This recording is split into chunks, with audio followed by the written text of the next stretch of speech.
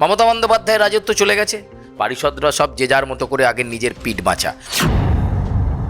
এই ফেসিলিটিটা বোধহয় সুদীপ বন্দ্যোপাধ্যায়, কাকলি ঘোষ দস্তিদাররা ছাড়তে পারছেন না। সেই তৃণমূল কর্মীদের পরিশ্রমকে অপমান করে সুদীপ বন্দ্যোপাধ্যায় রাতারাতি চলে গেলেন এনসিপিআইতে। সেই সংখ্যাগরিষ্ঠতা প্রমাণ করার জন্যই এনসিপিআইকে এত তেল দেওয়া। সবাইকে স্বাগত দাদা দিদির রাজনীতিতে। হ্যাঁ, আমি যশবন্ত। আজকে অ্যাকশান রিয়াকশানে যাব আমার সতীর্থের কাছেও, কিন্তু তার আগে একটু আপনাদের জন্য ধাঁধা। আচ্ছা, আপনারা তো সবাই সিম্বল চেনেন, সিম্বল জানেন, সিম্বল দেখে বোঝেন। আচ্ছা, একটা সিম্বল দেখাচ্ছি, একটু আমার ক্যামেরাম্যান কৃষ্ণেন্দুকে একটু রিকোয়েস্ট করবো, দেখিতে সিম্বলটা থেকে বলতে পারেন কি না কোন দলের। ভালো করে দেখুন, কি দেখছেন? একটা পেন, এবং পেনকে লক্ষ্য করে চারদিকে, এবং মধ্যে একটা তিরঙ্গা গোল করা। এই চিহ্নটাই কিন্তু, এই কলমটাই কিন্তু এই মুহূর্তে এই যে সিম্বলটা কলমের সবথেকে দামি এবং সবথেকে প্রাসঙ্গিক। এই সিম্বলটা কোন দলের জানেন? দলটা হচ্ছে এনসিপিআই, অর্থাৎ nationalist citizens party of India. কবে তৈরি হয়েছে? 14ই অক্টোবর 2022। বেশি দিন নয়, একদম সদ্য জন্মানো। এর হেডকোয়ার্টার্স কোথায়? আমাদের পশ্চিমবঙ্গে হাওড়া জেলার সাঁকরাইল বলে একটি জায়গা আছে, বিখ্যাত জায়গা। এর ফাউন্ডার মেম্বারকে শেলি কুন্ডু বলে একজন মহিলা, অবশ্যই রাজনৈতিক। কিন্তু এর প্রেসিডেন্টের নাম শুনবেন। প্রেসিডেন্ট হচ্ছেন ম্যাডাম কাকলি ঘোষ দস্তিদার। চমকে গেছেন? আমিও চমকে গেছিলাম। এর লোকসভা ডিলারের নাম এই মুহূর্তে as per the official Google বা উইকিপিডিয়া এবং পার্টির সংক্রান্ত বিষয় সুদীপ বন্দ্যোপাধ্যায়। এখন জিজ্ঞেস করতেই পারেন কেন এরা এনসিপিআই এবং কী জন্য এনসিপিআই। এই বিষয়ে আজকে একটু বিস্তারিত বিশ্লেষণ আমাদের যে প্ল্যাটফর্ম অ্যাকশন রিয়াকশানে আমার সাথে আমার সতীর্থ সিনিয়র জার্নালিস্ট, পলিটিক্যাল জার্নালিস্ট সুচারু এই যে এনসিপিআই, এই কলম চিহ্ন এবং এই মুহূর্তে রাজ্য রাজনীতি, তার সাথে যে ন্যাশনাল রাজনীতি, সবথেকে প্রাসঙ্গিক নাম। এবং দলের প্রেসিডেন্ট কাকলি ঘোষ দস্তিদার, দীর্ঘদিনের সাংসদ এবং সুদীপ বন্দ্যোপাধ্যায় লোকসভার লিডার। এবং হঠাৎ করে কেন এত প্রাসঙ্গিকতা, কেন এদেরকে নিয়ে এত আলোড়ন মিডিয়ার, সেটা একটু যদি আমাদের দর্শকদের বলো বিস্তারিত। না, ঘটনার সূত্রপাত 4 মের পর। এটা নিশ্চিতভাবে কাকলি ঘোষ দস্তিদার তার আগে নাম লেখাননি। 4 মে যখন তৃণমূল কংগ্রেস ক্ষমতা থেকে চলে গেল, ঠিক তখনই কিন্তু এইগুলো শুরু হয়ে গেল।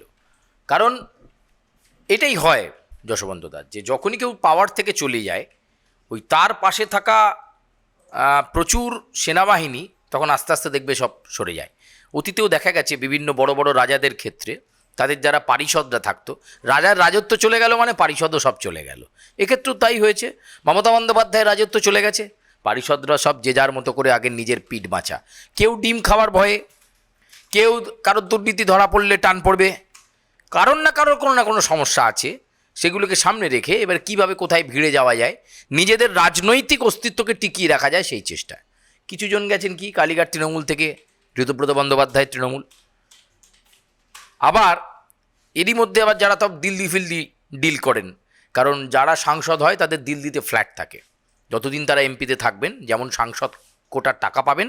একই সঙ্গে এই তোমার হচ্ছে সাউথ অ্যাভিনিউ থেকে শুরু করে ওইদিকে কোরলবার্গ, প্রায় 500-550 কাছাকাছি এমপি ফ্ল্যাট, প্রত্যেকটা এমপির জন্য একটা করে ফ্ল্যাট। বিরাট পরিষেবা। তুমিও যশবন্তদা যদি কোনো দিন সাংসদ হয়ে যাও, তোমার কপালে যদি লেখা থাকে, কারণ কপালটা তোমার চওড়া আছে, যদি লেখা থাকে, রাজ্যসভার সাংসদও যদি হয়ে যাও, তাহলে 5 বছরের জন্য তুমি এমপি ফ্ল্যাট পাবে, সিকিউরিটি পাবে। শুধু তাই নয়, দিল্লিতে সব রকমের ফেসিলিটি পাবে। এই ফেসিলিটিটা বোধহয় সুদীপ বন্দ্যোপাধ্যায় কাকলি ঘোষ দস্তিদাররা ছাড়তে পারছেন না। এই জায়গা থেকেই এই সুদীপ বন্দ্যোপাধ্যায়কে নিয়ে তৃণমূল কংগ্রেসের প্রবলেমটা তো আজকে নয়। আজকে তাপস রায় বর্তমানে শিল্পমন্ত্রী কেন তৃণমূল ছেড়েছিলেন? সুদীপ বন্দ্যোপাধ্যায়ের কারণে। এবং বারবার পাওয়ার করিডোরে সুদীপ বন্দ্যোপাধ্যায় থাকতে চেয়েছেন। এখন ওনার যা শারীরিক অবস্থা, সুদীপ বন্দ্যোপাধ্যায় মাঝে মাঝে মিডিয়া স্টেটমেন্ট দেন বটে, যা শারীরিক অবস্থা, আধ ঘন্টা উনি ঠিকভাবে দাঁড়াতে পারেন না। গত লাস্ট এমপি ইলেকশানে তিনি জয়লাভ করলেন, সেখানেও কর্মীরা খাটলো, তৃণমূল কংগ্রেসের কর্মীরাই খাটলো। আমার কথাগুলো টানার একটাই মানে, তাহলে সেই তৃণমূল কর্মীদের ঘাম, সেই তৃণমূল কর্মীদের পরিশ্রমকে অপমান করে সুদীপ বন্দ্যোপাধ্যায় রাতারাতি চলে গেলেন এনসিপিআইতে। 4 তারিখের পরেই মাটি গড়া শুরু হয়ে গেছিলো যে দেখো একটা কোনো প্ল্যাটফর্ম পাওয়া যায় কি না, প্ল্যাটফর্ম লাগবে। ওই দেখবে ডেকোরেটররা করে দেয় না, এই কাঠের পাটাতন দিয়ে তলায় লোহার প্যানেল ফ্যানেল দিয়ে একটা প্ল্যাটফর্ম পেলেই হবে। কাকলি ঘোষ দস্তিদার নেমে পড়লেন, বিরাট বিদ্রোহী তিনি। অথচ তৃণমূল আমলে সব রকমের সুবিধে তিনি নিয়েছেন, যেহেতু তিনি চিকিৎসক, তার পরিবারের একটা সুনাম আছে, ফলে সমস্ত ফেসিলিটি যেমন পেয়েছেন, তৃণমূল কংগ্রেস তাকে প্রথম সারিতেই রাখত।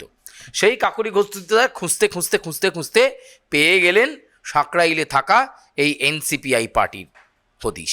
হ্যাঁ, এই একমাত্র পার্টি হতে পারে যাকে আমরা সামনে রেখে এগোতে পারি। হয়ে গেল, রাতারাতি তিনি সভানেত্রী হয়ে গেলেন।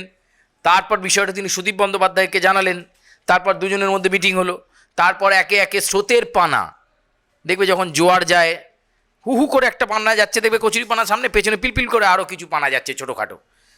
সেরকমই চলে গেলেন শতাব্দী রায়, চলে গেলেন জুন মালিয়া, চলে গেলেন সায়নী ঘোষ।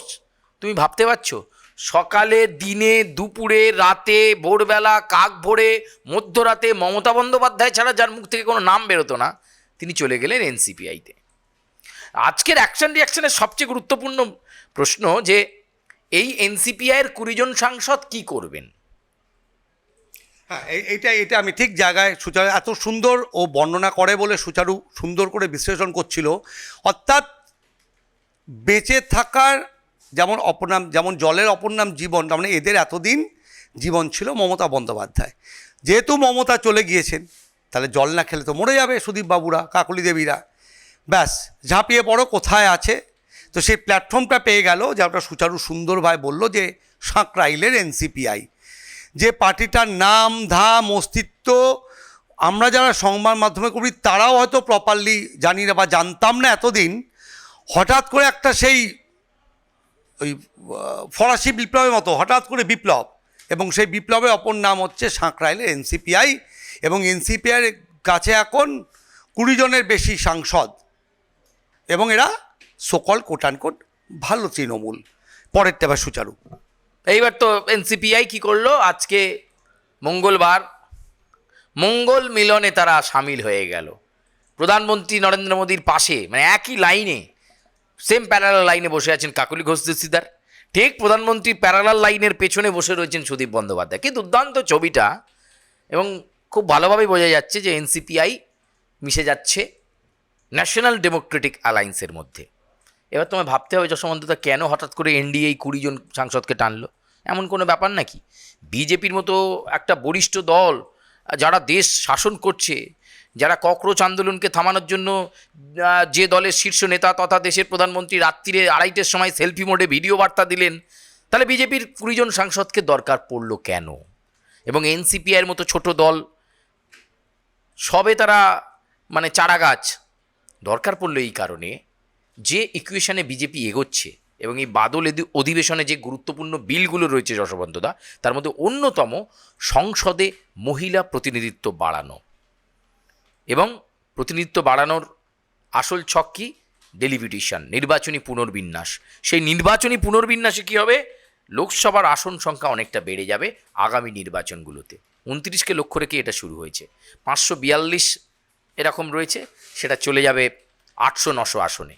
এবার বিজেপি দেখছে আমার যে রাজ্যে আমার প্রভাব আছে সেখানে আমি আসন সংখ্যাগুলো বাড়িয়ে নেব। উত্তরপ্রদেশ, বিহার, এই বাংলা। আর যেখানে আমি এখনও পাইনি সেখানে যদি আমরা কম আসনও পাই অসুবিধে নেই, আমার ব্যালেন্স রেশিওতে আমি অনেক এগিয়ে থাকবো। 800 আসনের মধ্যে বিরোধীরা পাক না 350 আসন, বাকি তো আমিই পাচ্ছি।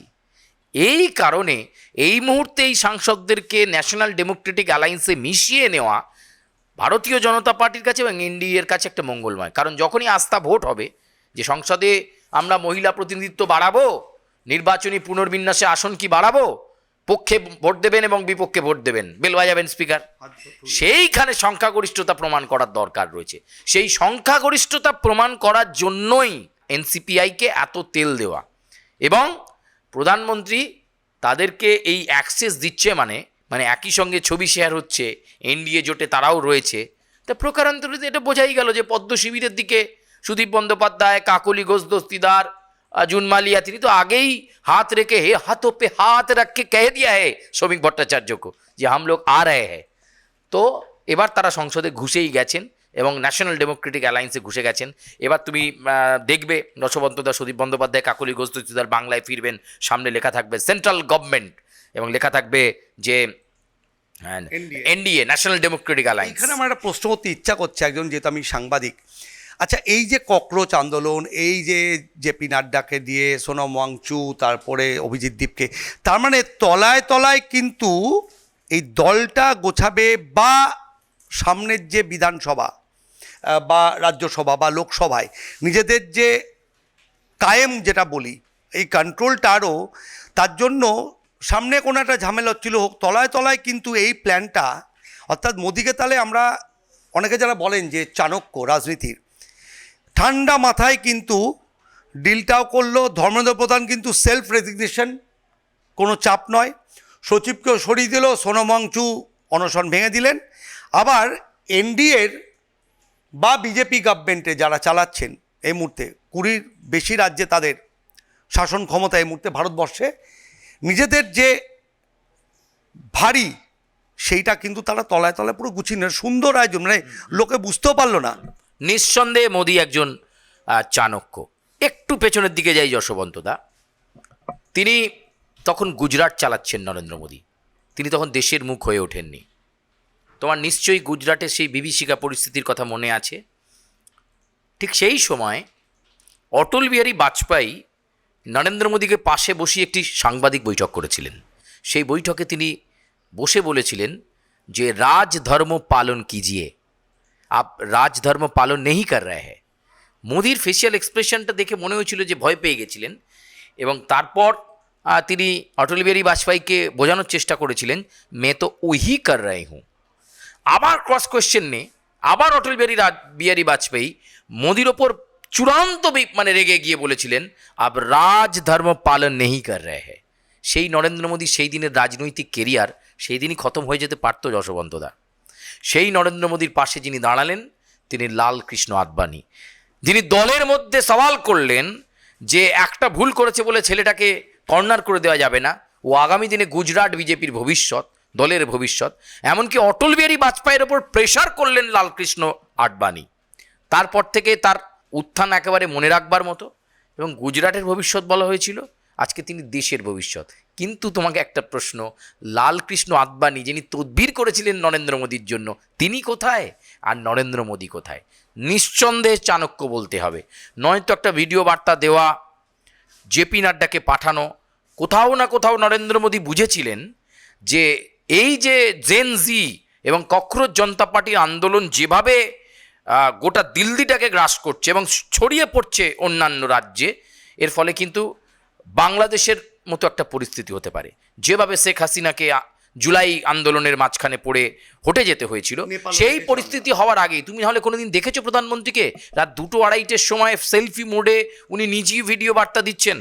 মানে তার মানে কি পিএম অফিসিয়ালসের কেউ উপস্থিত ছিলেন না? মানে গভীর রাত হয়েছে, যদি পিএম অফিসিয়ালসের কেউ উপস্থিত থাকতেন তাহলে তারা সুন্দর করে ক্যামেরা রেখে একটা সুন্দরভাবে, তিনি দেখলেন যে এখনই আমাকে ভিডিও মেসেজটা দিতে হবে। কনস্টিটিউশন ক্লাবে আলোচনা হলো, আস্তে আস্তে বিষয়টাকে থিতিয়ে দেওয়া হলো, ধর্মেন্দ্র প্রধানের কাছে স্ট্রং মেসেজ দেওয়া হলো, ধর্মেন্দ্র প্রধান রিজাইন করলেন। আমি তোমাকে বলি, ধর্মেন্দ্র প্রধানকে কিন্তু অন্য গুরুত্বপূর্ণ পদে নিঃসন্দেহে প্রধানমন্ত্রী আনবেন, কারণ তিনি জানেন যে উড়িষ্যাটা পাওয়া গেছে কার জন্য। আমি সে বিষয়ে আজকের আলোচনা নয়। তুমি যেটা জিজ্ঞেস করলে যে প্রধানমন্ত্রী চাণক্য কি চাণক্য নয়, আমি তার ভুল থেকে, সেই গুজরাট থেকে আজকে প্রধানমন্ত্রী হওয়া পর্যন্ত টেনে আনলাম। ফলে এই মুহূর্তে দাঁড়িয়ে বিজেপি তথা ন্যাশনাল ডেমোক্রেটিক অ্যালায়েন্সের মাথায় একটা বিষয়ই কাজ করছে, লোকসভায় আসন সংখ্যা বাড়াও এবং এক দেশ এক ভোট। যদি সেটা হয় যশবন্তদা, তাহলে তোমাকে আমাকে আবার নামতে হবে 2029-এ, লোকসভা ভোটও কভার করব, একই সঙ্গে আবার পশ্চিমবঙ্গে 3 বছরের মধ্যে বিধানসভা ভোট তুমি দেখবে। তাহলে এই মুহূর্তে প্রায় সংখ্যা দাঁড়ালো 357, অর্থাৎ যেটা আস্থা ভোট বা ধনী ভোট বা যাই বলি, সেদিক থেকে অনেকটাই এগিয়ে, ক্লিন সুইপ এই জায়গায় কিন্তু মোদি, অমিত শাহ তারা কিন্তু নিয়ে গেলেন। এবং যেটা সুন্দরভাবে বিশ্লেষণ করলো আমাদের সিনিয়র রিপোর্টার, দীর্ঘদিনের পলিটিক্যাল রিপোর্টার, একদম মাঠে থেকে রাস্তায় থেকে রিপোর্টিংটা করে বলে এত সুন্দরভাবে বলতে পারে। এবং দর্শক আপনারা যারা এই আমাদের দাদা দিদির প্ল্যাটফর্মটা দেখেন, এই অ্যাকশন রিয়াকশানে আপনারা এতটাই সাড়া দেন, আমাদেরকে ব্লেস করেন। তো আজকের যে এপিসোড আমরা চেষ্টা করলাম আপনাদের সামনে তুলে আনতে, পরবর্তী আবার একটা কোনো এপিসোডে আমি সুচারু আমরা চলে আসব আরেকটা কোনো রাজনীতি বিষয় নিয়ে। তবে যেটা বলল এটা নিশ্চিত আমি ওর সাথে একমত যে ধর্মেন্দ্র প্রধান আপাতত শিক্ষা দপ্তর থেকে একটু বিরত, তাকে সরিয়ে দেওয়া হয়েছে, শিক্ষা সচিবকে সরিয়ে দেওয়া হয়েছে। জেনজিদের যে আক্রমণ, যে আলোড়ন তুলেছিল তারা, সেটার থেকে কিছুটা বিরত। তবে নিঃসন্দেহে তিনি খুব গুরুত্বপূর্ণ ফেস, গুরুত্বপূর্ণ মানুষ, গুরুত্বপূর্ণ মন্ত্রী, একজন সাংসদ এবং রাজনীতিটা কিন্তু খুব ভালো বোঝেন। কাজেই এরম মানুষকে বেশি দিন কিন্তু মিস্টার মোদি তার যে ক্যাবিনেট, তার যে বৃত্ত, তার থেকে বাইরে রাখতে পারবেন না। কিন্তু আমাদের সময় এখন আপাতত অ্যাকশন রিয়াকশান এখানে শেষ করার, পরবর্তী কোনো একটা এপিসোড নিয়ে, পরবর্তী কোনো একটা রাজনৈতিক পর্যালোচনা নিয়ে আবার অ্যাকশন রিয়াকশানে এই প্ল্যাটফর্মে আমি এবং সুচারু ফিরব। ভালো থাকবেন।